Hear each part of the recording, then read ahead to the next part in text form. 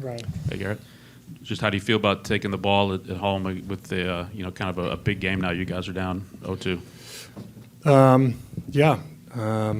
It's always a great pleasure to pitch at home in front of our fans, and I'm sure there'll be a bunch of pageantry and everything, so it should be a nice night.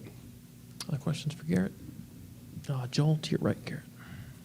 Does your mindset change at all when your offense is struggling to score runs? I assume you don't want to give them up ever, but understanding how precious they might be right now against Houston and its run prevention. I feel like I should probably dedicate all my focus to the Houston hitters, really. It's probably the best way to combat that. We'll go to Marley in the second row. Gerrit, you know this ballpark well. Watching from afar, from the dugout, how did you think the open roof played? I thought it was a nice night. Some dicey fly balls, wind affected a couple of them. But,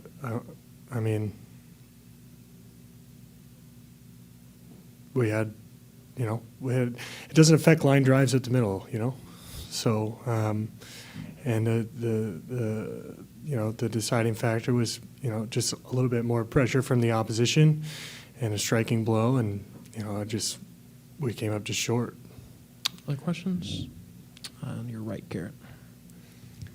Gerrit, when you see how razor thin the margin has really been, it's a couple of 0-2 pitch, 2-strike pitches here. Yeah. Did you feel any pressure to go out there and be perfect, given the fact how close these games have been played out so far? To be honest, I just kind of expected it. The Astros went down 6 runs in game 1, and it was still a razor-thin margin, too. So it's just that's the way it is in the postseason, and that's the way it is against great teams. Jesus in the back. Gerrit, Framber Valdez told us that in 2019, that 4th inning would have doomed him, that he wouldn't have been able to get out of it. You were here, you were his teammate. How have you seen him grow as a pitcher and also with his mound presence? His mound presence has always been a bit whimsical, and I still think it is. That's who he is. I feel that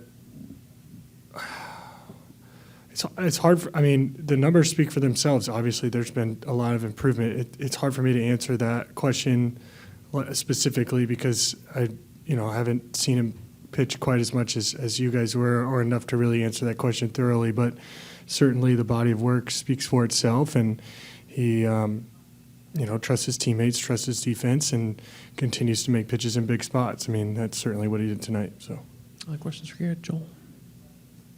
With the historic implication that if you guys don't win Game 3, you probably will not win this series, do you carry implication into a game like that as encouragement, trying to find some fuel from it, or do you want to ignore it at 100%? You asked me a similar question last series, and just like the answer is, regardless if it's 2-0, or if it's 1-1, or it's 0-2, it can't affect the way I go about my business. We all have a job to do. We play each and every game in and of itself, play each and every pitch within each and every game until there's no more pitches to play, win or lose. So, and I alluded to it earlier, like the club that's opposing us, certainly any club demands as much focus as you possibly can put into trying to execute your game plan and your pitches in order to be successful. So the rest of the stuff is irrelevant. A couple last ones for Gerrit in the third row here. Gerrit, just what do you expect from the crowd going back home in the Bronx? Yeah, we're excited to see them.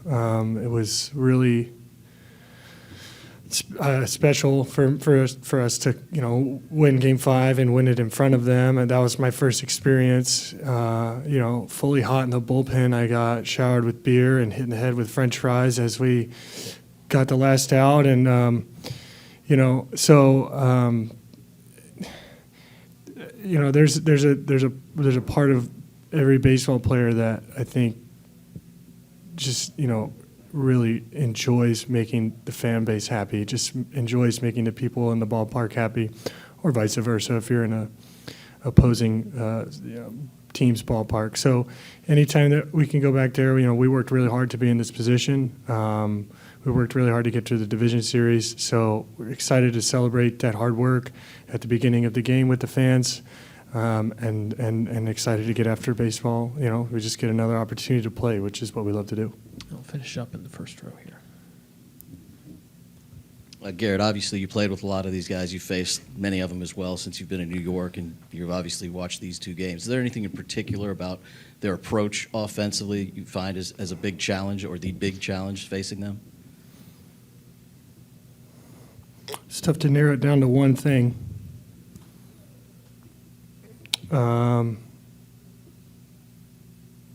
But probably one characteristic that connects all the dots is, you know, the way that they play together. So, you know, whatever it is in any given game, they're going to try to gang tackle you, really.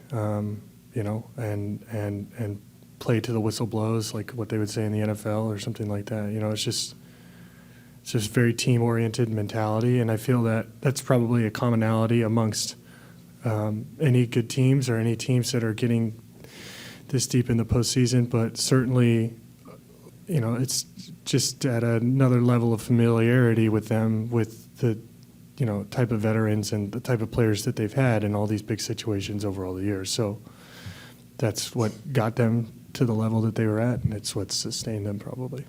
Gerrit, thanks for your time. Appreciate it.